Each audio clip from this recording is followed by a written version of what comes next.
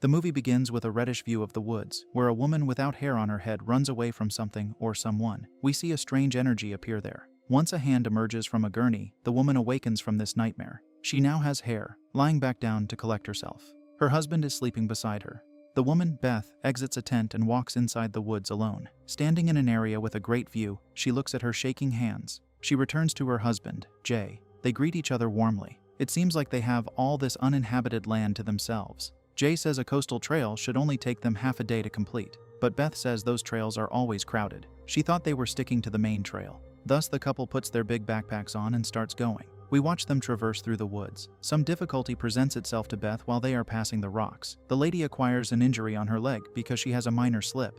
When the couple sits on a rock, Jay asks if she remembers their hike on a certain mountain. He talks about how good it was. However, she reminds him how she fell into the snow with her face. To this, he says there is no shame in turning back from their current trip. They still have time. She shows she isn't the type to quit by saying they should keep going. Elsewhere, she decides to visit the stream to rinse her wounded leg. At the stream, she is anxious about the nightmare she had. She starts splashing water on her wound and realizes blood is in the stream. It makes her stand to look ahead, allowing her to see a lifeless animal not too far away. Later, the couple is close to the animal, which Jay believes to be a black bear. It seems skinned, prompting Beth to ask who would do that. Jay thinks hunters would. He says rangers need to do more to stop this kind of activity.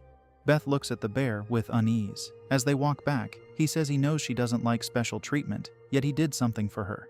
They return to their campsite, and she sees he has decorated it. Her first response is to smile. Her second is to say he has outdone himself. They celebrate by each opening a bottle to drink. At night, the couple sits by the fire, and Beth thanks him for this. She knows things have not been great on this trip. Jay says that is not what this is about. He gives a toast to 1 year of her being cancer-free. He gives Beth something he claims to be one more present for her. He intends for both of them to throw it into the fire. The lady replies, "One is not supposed to burn plastic." Once he softly says this, last year was not just hard on her. She reminds him she lost all her hair and vomited considerably hard that she cracked a rib. She stresses that happened only to her. This serious moment gets interrupted by them hearing distant gunshots. Jay wants to contact the Rangers, but his wife says the shots sounded distant. She knows if he calls, it will end their trip. Soon we see the present he gave her, a wristband pertaining to her cancer. The lady can't keep herself from crying while she looks at it, so she puts this bad memory into the fire. During bedtime, Beth dreams of being restrained to a gurney in the woods. Again, she is hairless in this nightmare. We see a creature's claw outside of their tent. In the dream, she tries to escape her restraints, and hands come out from under the gurney to grab her. They open her chest. When the hands become monstrous, she wakes up. Alas, her nightmare isn't the sole place where such hands exist. We see a grotesque hand on her that she does not notice. Following this, Beth exits the tent. She walks in the dark woods with a flashlight until a frightening sound scares her to drop it. As she collects it, she notices slime on the ground. It is coupled with her hearing snarling.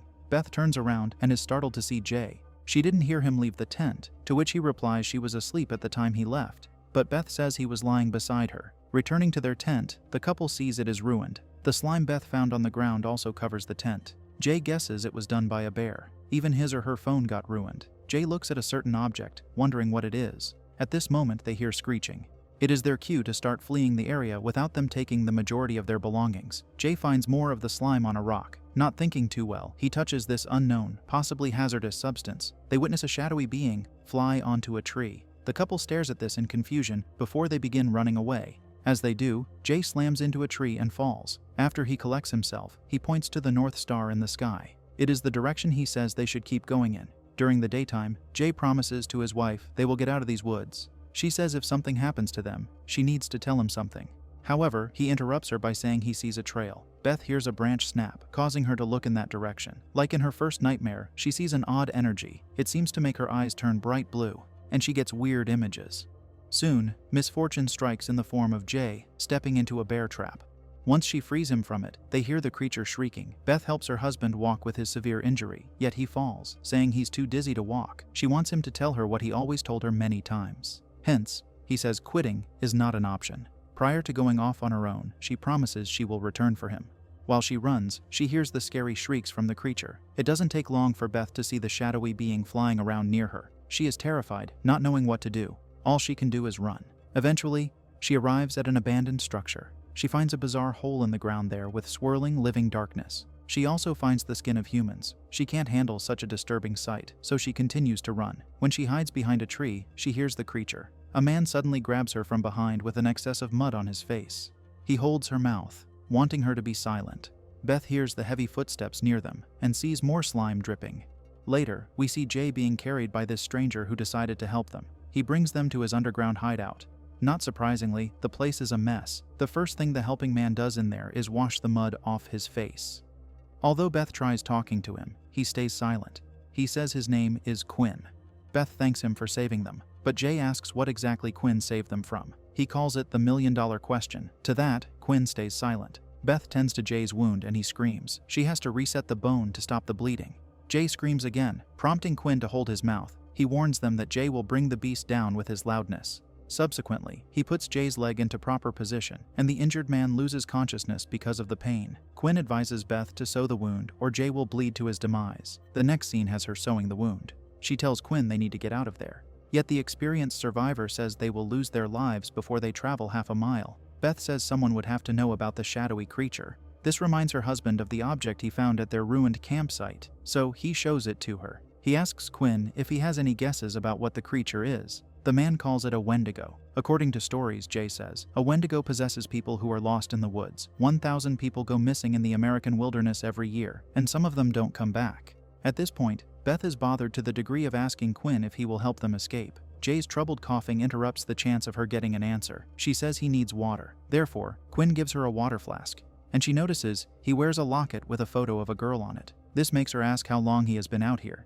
He just says they will go in the morning. During sleep, the couple is near each other. Beth has an unusual nightmare of getting hanged. It awakens her and she checks Jay's injury. She knocks on a wooden cover on the ground which catches her curiosity. In the morning, Quinn wakes her up. He tells her to leave Jay, for he will slow them down. They will return for him once they find the trail. Outside, Quinn is ready for the Wendigo with a rifle. She notices his locket again and asks if the photo is of his daughter. He says the name Addison. He came to these woods to teach her how to hunt. Beth puts her hand on his out of affection, but he pulls it away. As they walk, they hear twigs snap. We see the strange energy. Beth tries to tell Quinn she heard something, yet she sees he is not with her. She becomes anxious searching for him. The Wendigo flies behind her to push her down, before it seems like it starts to enter her. Quinn runs out of nowhere to fire at the beast. This gets it away from them. He tells Beth that bullets slow it down. However, he has to take its head. This is the moment she realizes he might not be trapped in these woods. She thinks he is hunting the Wendigo. Back at his bunker, she checks her husband and says he's burning. She also believes his wound is infected. Alas, Quinn can't let her leave the bunker. He guesses she is sick in addition to guessing she has been having nightmares since she got here. Beth lies she doesn't know what he is talking about. He says the Wendigo does not simply feed on people. It takes their body for its own. It usually chooses people who are sick. Now she informs him she had cancer. The problem is that it came back, something Jay is ignorant of. She wanted to have one last good memory with him. All Quinn could say is that he's sorry, but he still can't let her leave the bunker until he destroys the Wendigo. Later, she learns Addison was also sick. Quinn never felt that helpless in his life. He remembers taking the training wheels off her bike and will never forget the smile on her face. When Beth sees he has fallen asleep, she opens the wooden cover she found earlier. It reveals a tunnel in the wall. Thus, she begins to crawl through it. In the meantime, Quinn awakens to see where she went. Beth exits into an area like a cave in which she lights a match from a box she stole. She sees the horrifying sight of several human cadavers. It causes her to retreat into the tunnel. Quinn pulls her out and calls her a curious girl. She counters that he's an assassin. His excuse is he does what he thinks he must. The man stresses that the Wendigo took his daughter's life prior to dropping Beth. She says he was going to use Jay, but Quinn retorts her husband was deceased the minute he got there. She wants him to use her as bait instead. Opposing her, he fears she will make it too powerful to hunt. Since she keeps pleading to be the bait, he agrees to it. At a different time, Beth lies near Jay and tells him quitting isn't an option. Hence, she tells him not to do it. She takes the object he collected at their campsite. She is outside with Quinn, who instructs her not to look at the Wendigo's eyes. If it can see her soul, it can take it. Once he says the creature is close, he pushes her on the ground. Stepping on Beth, he tells her not to move. The Wendigo flies to him and he hears Addison's voice inside the creature. Her voice tells Quinn not to hurt her, which weakens his determined mind. The Wendigo attacks him to the ground before it leaves. Quinn suffers due to the injury he has sustained. Beth approaches him. Hearing him say the Wendigo still looks like Addison, he asks how he is supposed to bring the demise to his daughter. Beth thinks he does not have to because they can all leave, but he abruptly grabs Beth to walk with her. He wants to set Addison free. He takes her to a rope with a noose, exactly what she had a nightmare about. Quinn orders her to put the noose around her neck. Since he suffers from his injury, Beth uses this opportunity to tackle him to the ground. However, he still manages to get the better of her and points his rifle at the lady. When she has the noose around her, he says he believes it will be different this time. Tightening the noose, Quinn calls out to Addison. Beth does not let him get away with this by using the object Jay collected to stab Quinn in the neck. Afterward, she steals his knife and struggles to cut the rope holding her. Both of them are suffering in the neck. Unfortunately, our heroine fails to cut the rope, resulting in the loss of her consciousness. She dreams of being restrained in the gurney. The good thing is that the rope rips by itself thanks to all the cuts she gave it. She becomes free in reality and her nightmare. Following this, Quinn hears the talking of Addison. He can't endure his wound anymore, so he collapses. We see him getting dragged away. At night, Beth wakes up gasping from what the rope did to her. She collects Quinn's knife and reminds herself not to look into the Wendigo's eyes. Once the beast finds her, it starts to drag her too. The place to which she is brought is the abandoned structure she was at earlier. She sees the removed skin of Quinn there. The Wendigo appears to bring her down, causing her to enter a nightmare full of redness. She falls slowly until she lands on the gurney. Quinn is in this nightmare, possessing strange eyes. He tells her he never could see the stars because he resided underground for too long. Beth awakens in a cave on a stone platform. Getting up, she sees a carved picture on a stone that displays a sacrifice to a godlike entity. She also sees a human skull. She tries to find a way out of the cave, but the Wendigo's hands bring her down. She dreams again, and Quinn tells her she has to stop fighting. When Beth reawakens on the platform, she sees the odd energy above. She tries to traverse through the cave, yet we see her getting thrown several times. In her dream, she now sees Jay, whom she apologizes to. He turns into Quinn, repeating for her to stop fighting.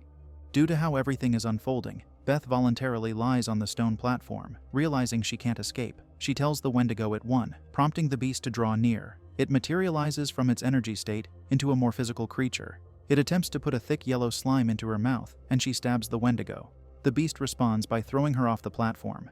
Coming to it, she sees the Wendigo's grotesque face. After it throws her against the wall, it picks her up and is about to put the yellow slime in her a second time, but she removes the knife she put into the Wendigo to stab the slime in its mouth. The monster is forced to release her, yet she doesn't release herself from it. She keeps cutting the Wendigo until she severs its head. As she's walking away, something slithers out of the deceased Wendigo to follow her. Thankfully, Beth stomps on this creature to also take its life. She climbs out of the cave and screams in victory, mixed with pain. Returning to her husband, she is happy to see he is alive. She gives him a penicillin pill before they go outside. The couple starts to go back home with Beth helping Jay walk. While they do, we hear the shriek of a Wendigo. Maybe it's a different one.